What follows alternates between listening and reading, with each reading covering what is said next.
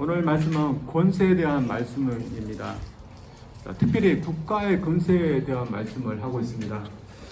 바울 사도가 지금까지 우리 그리스도인들이 거듭났으면 어떻게 새롭게 살아야 되는지 쭉 얘기해 왔습니다. 근데 오늘 말씀에서 바울은 갑자기 국가에 대한 얘기를 하고 있습니다. 한마디로 정치에 대한 얘기를 하고 있는데 왜 그가 국가에 대한 얘기를 왜 하고 있을까요? 우리가 살아가는 이 세상, 우리는 한 국가의 시민으로서 살아가고 있기 때문입니다. 그래서 국가를 떠나서 우리가 살아간다는 것은 있을 수가 없기 때문에 우리가 국가의 시민으로서 우리가 거듭나온 새로운 사람으로서 새롭게 살아가야 된다는 의미에서 건면하고 있는 것입니다. 자, 우리가 한 국가의 시민으로서 우리가 살아가는데 우리 그리스도에서 취해야 될 태도가 무엇일까요? 바울 사도는 그것이 국가의 권세에 복종하는 것이라고 이야기하고 있습니다. 한마디로 국가의 권세에 복종하는 것이다 라고 말합니다. 여러분 어떻습니까? 어떤 그리스도인에게 이 말이 굉장히 거슬릴 수 있습니다. 왜냐하면 우리가 복종할 수 있는 대상은 하나님 밖에 없다고 생각하는데 그것도 세속적인 정부, 국가의 권세에 복종해야 된다 라고 말하니까 그것에 대해서 싫어하는 그런 사람들이 있을 수 있습니다. 그러나 하나님이 국가를 세우시고 또한 그 국가에 하나님께서 어느 정도의 권세를 주셨다면 우리는 그 권세에 복종할 이유가 있는 것입니다. 사람에게 국가는 어떻게 세워질까요? 사람들 간에 서로 필요해서 계약해서 세워졌다 할 수 있습니다. 그래서 자신들을 외적으로부터 보호해주고 또한 삶의 안녕을 지켜주시기 위해서 조직이 필요하니까 서로서로의 필요해서 정부를 세우고 부족을 세우고 그렇게 할 수 있습니다. 그러나 성경은 무엇이라고 말하고 있습니다. 이 국가도 하나님께서 세웠다 그렇게 이야기하고 있습니다.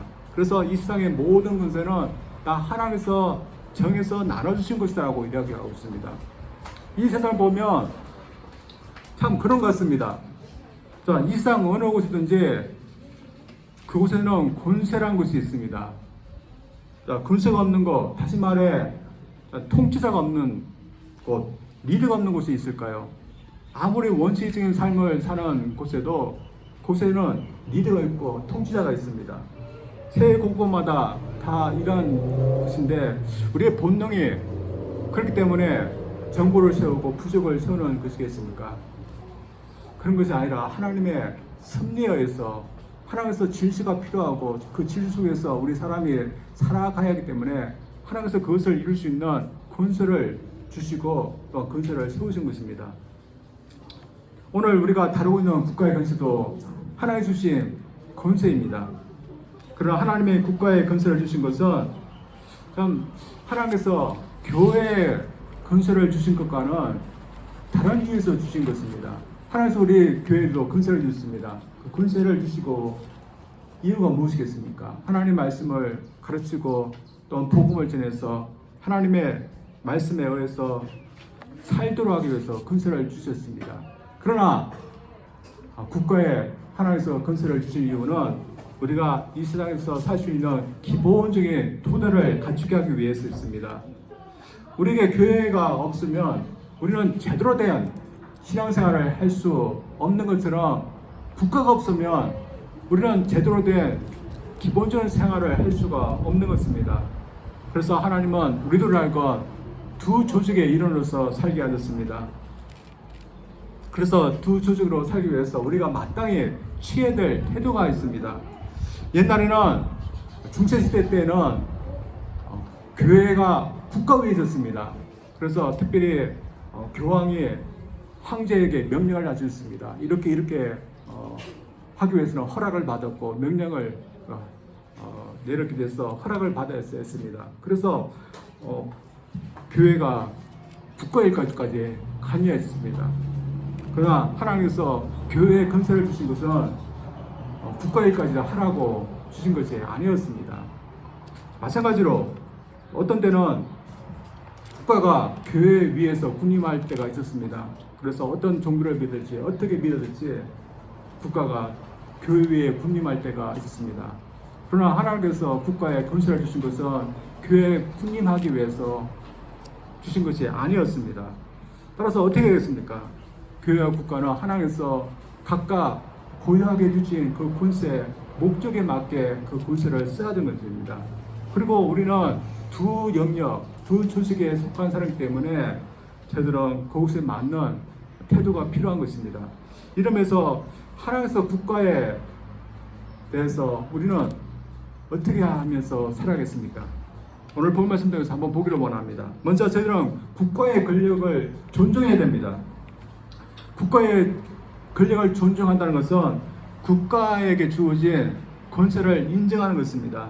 국가는 분명히 자신에게 속해져 있는 시민들에게 무엇인가를 하게 할 수 있고 또한 요구할 수 있는 힘을 갖고 있습니다.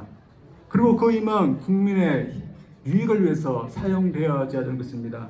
오늘 말씀 보면 가장 기본적인 것이 선을 고행하고 악을 배제시켜서 국민들을 알고 평온한 삶을 살기 위해서 그 권세가 주어진 것입니다. 그래서 국가가 그 권세를 이런 목적을 통해서 쓴다면 우리 국민 한 사람은 국가의 권세에 복종해야 될 필요가 있는 것입니다. 어떤 사람은 내 위에 어떤 것도 없다 그렇게 말하는 사람이 있습니다. 그러나 실제로 사람 위에 아무도 없는 것일까요? 사람 위에 분명히 계신 분이 있습니다. 그리고 우리 사람 밑에도 또 어떤 사람이 있습니다.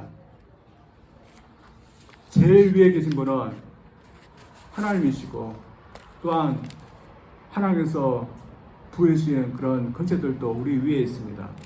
그래서 나 위에는 나에게 어떤 명령도 어떤 간섭도 어떤 통치도 할 수 있는 어떤 권세도 어떤 분도 없다. 그렇게 말하는 사람은 마치 자신이 하나님이라고 말하는 것이라고 그런 것과 똑같은 것입니다. 하나님은 그렇게 할 수 있습니다. 왜냐하면 하나님 외에는 아무도 없기 때문에. 그러나 우리 사람에게는 분명히 하나님 계십니다. 그래서 우리 신앙생활하는 것은 하나님이 우리에게 명령할 수 있고 우리를 다스릴 수 있고 우리에게 또한 인도할 수 있고 또한 우리를 이끌어낼 수 있는 그런 우리를 다스릴 수 있는 필요한 것을 우리는 믿고 생활하는 것이 믿음 생활하는 것입니다. 따라서 하나님께서 우리에게 우리를 다스리기 위해서 권세를 갖고 있는 기관들을 주셨다는 것을 저들 또한 인정해야 될 것입니다. 그래서 우리 외에 아무도 없는 것이 아니라 하나님은 이런 권세들을 세워서 우리를 다스리고 있다는 것을 저는 믿어야 됩니다. 그리고 그렇게 하나님께서 권세들을 우리 위에 세운 것은 우리의 유익을 위해 했습니다. 사실 정부의 권세만 해도 참 우리에게 요구하는 것들이 많이 있습니다. 그래서 우리가 어떤 일을 하기 위해서만 해도 정부의 허락을 받아야 되는 것들이 많이 있습니다. 여러분 아시듯이 저희들이 10년 전에 저 공원 옆에 있던 그 교회에서 있다가 그 교회 우리가 지하실을 쓰려고 했는데 쓰지 못한 이유가 정부의 허락을 받아야 했기 때문에 쓰지 못했습니다. 우리 마음대로 쓰면 우리가 좀 그 건물주랑 의논해서 쓰면 되는데 정부의 허락이 없었기 때문에 우리가 받을 수 없었습니다. 그래서 정부의 간섭, 허락 없으면 참 편하게 살 수 있을 거라고 생각할 수 있습니다. 그러나 만약에 정부라는 그런 권세가 없다. 여러분 이 세상이 어떻게 되겠습니까? 참 편할 것 같지만 참 무질서한 사회가 되고 우리는 도저히 살 수 없게 될 것입니다. 그래서 하나님께서 우리의 유익을 위해서 권세를 우리 위에 주셨다면 우리가 복종해야 하는 것이 필요한 것입니다. 물론 타당치 않게 권세를 부리는 국가가 있습니다. 또 명령하는 그런 국가가 있습니다.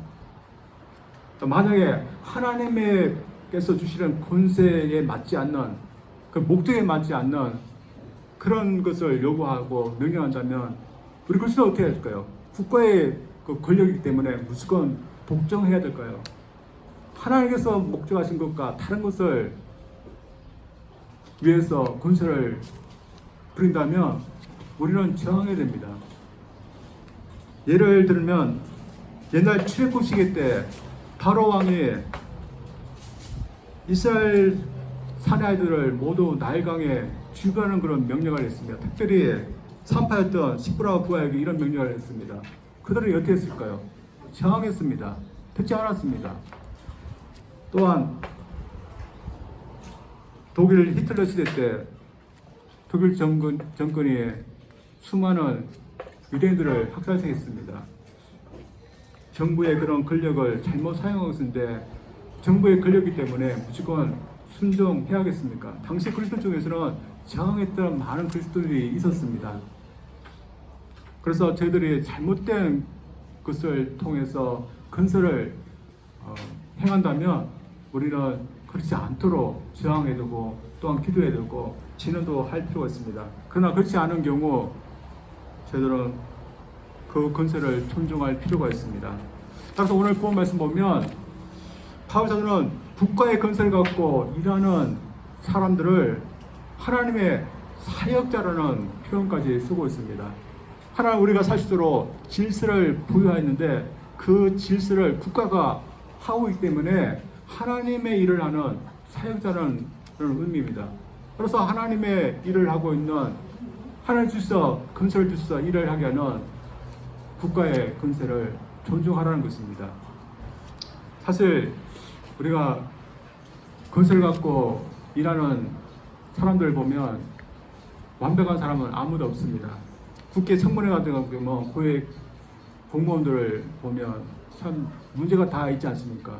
만약 저희들이 국가의 공무원이 되거나 아니면 고위직에 오른다 할지라도 저희들 아무런 문제가 없지는 않을 것입니다. 다 비판받을 만한 어떤 것이 있을 수 있습니다. 그러나 부족하지만 그렇다고 국가의 건설을 갖고 있는 사람들을 우리가 얼마든지 비판하고 또한 존중하지 않아도 안 된다는 것은 아닙니다. 하나님께서 건설을 주셔서 일하기 때문에 우리는 존중해야 될 필요가 있는 겁니다. 오늘날 각 건설은 하나님의 허락 속에서 세워진 것입니다. 근데 오늘 보면 건설을 너무 무시하는 경향들이 있습니다. 가정에서는 자녀들이 부모의 군세, 군의를 인정하지 않는 그런 경향이 있습니다. 학교에서는 더 심합니다. 요즘 교사들이 아이들을 가르치기가 너무 힘든 시대가 되었다 합니다. 왜냐하면 선생님들이 그 권위를 인정하지 않으려고 하기 때문에 그런 문제가 일어나고 있습니다. 물론 사회나 국가에 대해서도 늘 분만주 속에서 그 권세를 존중하지 않으려는 사람들이 있습니다. 그러나 권세는 하나님이 주신 것이기 때문에 하나님께서 그 권세를 허물지 않은 이상 저희들은 그 권세에 존중해야 하는 것입니다. 오늘 따라서 이런 하나님께서 주신 권세를 무시하려는 그런 경향이 있지만 저희들 하나님께서 권세를 주셔서 우리를 유익해 하시려고 우리 위에 부모를 세웠다면 자녀들은 부모님의 권세에 순종해야 됩니다. 그리고 학생들 위해 하나님께서 선생님들을 세웠다면 선생님들의 권세에 순종해야 됩니다. 또 우리 위에 국가라는 현 정부를 세웠다면 저는 현 정부에 좀 복종하고 따를 필요가 있는 것입니다. 그래서 저희들 하나님의 그 권세 저들이 인정하고 또한 그 권세를 갖고 일하는 하나님의 사역자들을 저들이 존중할 수 있는 저들 되기를 원합니다. 두 번째로 국가의 의무를 다해야 됩니다. 하나님의 국가에 권세를 주신 이는 인간이 살 수 있는 최소한의 환경을 주시기 위해서입니다. 국가는 일하는 것을 위해서 일을 합니다. 따라서 우리 그리스도는 어떻게 해야 됩니까? 국가 권력자들이 하라는 대로 들어주어야 된다고 바울사도는 말하고 있습니다. 다시 말해 바울사도는 국가가 하고자 하는 것에 대해서 역행하지며 살지 말라고 합니다. 이것은 분명히 국가가 정상적으로 권력을, 권세를 사용할 때입니다.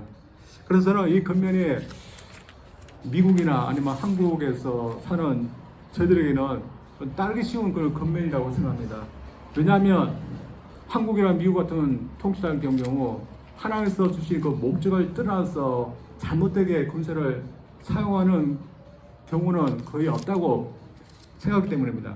그러나 이것이 당시에 로마 제국의 속국으로 있었던 유대인들의 경우 어떻게 했을까요? 당시 상황을 보면 유대인들은 로마 제국의 대해서 한이 있었던 그런 사람들이었습니다. 근데 그들에게 대해서 복종해라, 이런 권면을 하고 있습니다. 당시에 이런 권면보다는 당시에 인기 있던 사람들은 로마 제국에 대항하는 사람들, 저항하는 사람들이 인기가 있었습니다. 그러나 그 와중에서도 로마 제국에 대해서 세금을 내고 또한 로마 제국에 의무를 다하는 그런 그리스도들이 있었습니다. 참 사람들이 보기에 그렇게 하는 그리스도들이 참 자신의 곡을 침략했던 로마 제국에 굴복하는 것 같이 보였을 것입니다. 그래서 오늘 이 본문 말씀, 특별히 당시에 로마 제국에 속하고 있었던 사람들에 대해서는 참 받아들이기 힘든 그런 권면이었을 것입니다. 만약 우리의 경우가 그렇다면 제대로 참 난제했을 것입니다. 그리고 분명히 바울서는 이런 문제를 다 알고 있었습니다. 그래서 오늘 본 말씀은 참 원칙을 말하고 있기 때문에 참 그렇지 않은 경우 더 많은 것입니다. 그러나 바울은 이름에도 불구하고 로마 제국에 하나님께서 세우신 권력이라면 그래도 복종해야 된다, 그런 말씀을 하고 있습니다. 하나님께서 세웠지만 너무 악한 권세는 하나님께서 제해버렸습니다. 그렇지 않은 이상 하나님께서 세우신 권력에 복종하라는 것입니다. 국가는 기본적으로 선한 일을 행한 자는 보상하고 악한 일을 행한 자는 보응합니다. 그래서 질서가 유지되게 만듭니다. 국가의 이런 일이 하나님께서 의도하신 일이면 우리는 그 일에 따라됩니다. 그래서 그리스도일수록 더 선한 시민이 되어야 되고 더 법을 잘 지키는 사람이 되어야 됩니다. 따라서 바울서는 이런 권면을 합니다. 3절 4절입니다. 제가 읽습니다. 다스리는 자들은 선한 일에 대하여 두려움이 되지 않고 악한 일에 대하여 되나니 내가 군수를 두려워하지 아니하려느냐. 선을 행하라. 그리하면 그에게 칭찬을 받으리라. 그러나 하나님의 사역자가 되어 내게 선을 베푸는 자니라. 그러나 내가 악을 행하거든 두려워하라. 그가 공연히 칼을 가지지 아니하시니 곧 하나님의 사역자가 되어 악을 행하는 자에게 진노하심을 따라 보응하는 자니라. 바울사도 이 권면이 무엇이겠습니까? 시민으로서 선을 행하면 칭찬을 받고 악을 행하면 보응받으니 공연히 이런 보응을 받으며 살지 말라는 것입니다. 우리가 국가의 권세에 실질적으로 복종하는 이유가 이런 이유일 수 있습니다. 시민으로서 국가의 법을 잘 지키면 우리는 아무런 문제가 없지만 그러나 법을 지키지 않고 악을 행하면 우리는 보응이 있기 때문에 이런 실질적인 이유가 있기 때문에 우리는 복종하는 이유가 있습니다. 사실 저희들이 우리가 살면서 그렇지 않습니까? 우리가 국가의 법을 잘 지키고 살면 참 이 사회가 참 안전하고 우리가 사는데 참 편안합니다. 그러나 저희들이 법을 지키지 아니하고 악을 행하면서 살면 참 불편하고 참 힘든 일이 우리에게 있게 되어 있습니다. 저는 공권력이 참 무서운 경우를 참 많이 겪지 않았습니다. 왜냐하면 제가 법을 많이 어기지는 않았기 때문에 그런 경우를 당하지 않지만 그러나 가끔씩 공권력이 무서울 때가 있습니다. 그것은 법을 어길 때입니다. 제가 텍사스에 살았을 때 그곳에는 수많은 무인 카메라가 있었습니다. 근데 무인 카메라라는 것이 참 봐주는 것이 없습니다. 법을 어기만 하면 찰칵 찍어서 벌금을 내게 해서 당시에 운전을 하던 사람들에게 참 불편했는데 저도 벌금을 여러 번 낸 적이 있습니다. 주로 제가 벌금을 내게 된 것은 교통 사고를 지날 때 주황불에서 빨간불로 가면 지나지만 않는데 욕심껏 해가지고 지나서 그런 찍힌 적이 있었고, 또한 사고를 해서 우회전할 때 빨간불이면 스탑을 하고 난 다음에 스탑을 하는데 제가 보니까 그냥 천천히 돌아서 가는 거였습니다. 그래서 그것 때문에 제가 여기 와서도 텍사스에서 벌금 낸 적이 있었습니다. 그래서 참 교통법규를 지키지 아니하는 그것이 있으면 참 불편했었는데 이러면서 제가 배운 적이 있습니다. 그래서 지금은 제가 교통법을 잘 지키려고 노력하고 있습니다. 그래서 지금은 중앙불이 들어오면 무조건 섭니다. 그리고 속도도 내고 싶지만 차마 내지 못하고 노력하고 있습니다. 그래서 저는 지금은 교통부터 티켓을 거의 받지 않고 잘 살고 있습니다. 우리는 이처럼 시민으로서 선을 행하고 법을 지키고 악을 행하지 않으면 우리는 이 세상에서, 이 사회에서 사는 것이 아무 불편이 없고, 대신에 우리가 법을 지키지 않으면 우리는 보응을 받기 때문에, 이런 의도에 있기 때문에 우리는 국가의 권세에 복종해야 됩니다. 그러나 우리의 양심을 위해서라도 그렇게 하라는 겁니다.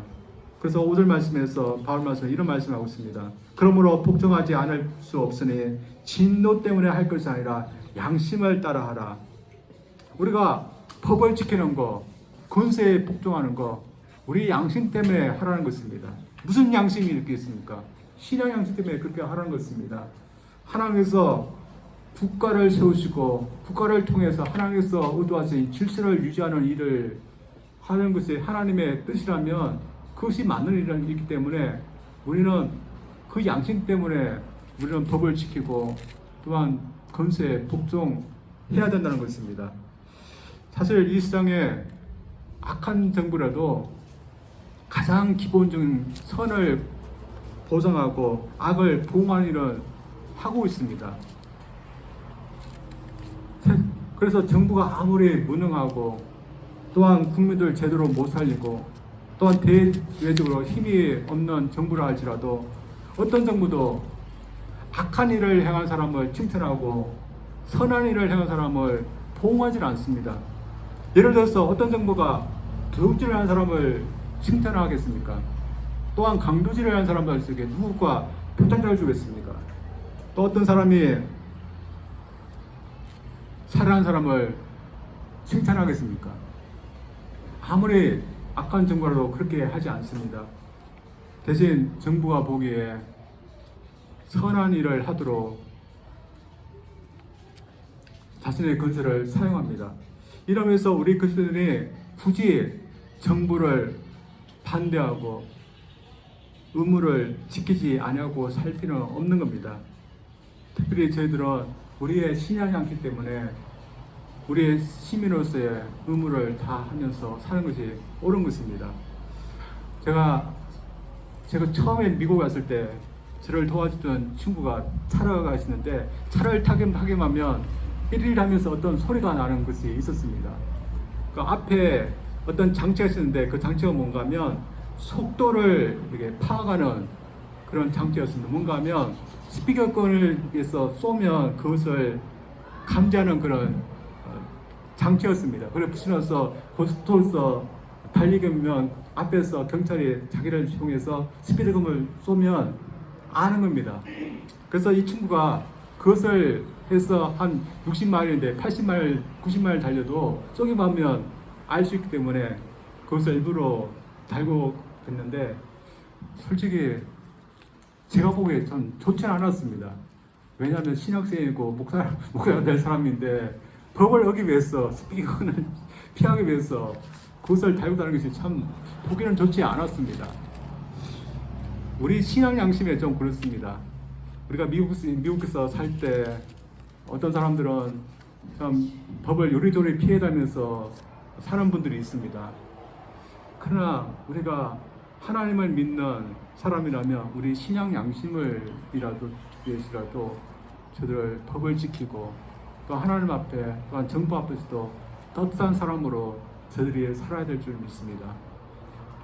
바울은 국가도 하나님께서 세운 권세라고 이해하고 있습니다. 우리가 가정에서 우리는 바르게 행하게 되고 또한 직장에서도 바르게 되듯이 우리는 또한 사회에서도 국가에서도 하나님의 선한 사람으로서 저들이 살아야 될 줄 믿습니다. 그래서 우리는 이 국가에서도 칭찬받을 수 있는 그러한 선한 시민으로서 저들이 살 수 있기를 주님 이름으로 축원드립니다. 기도합니다.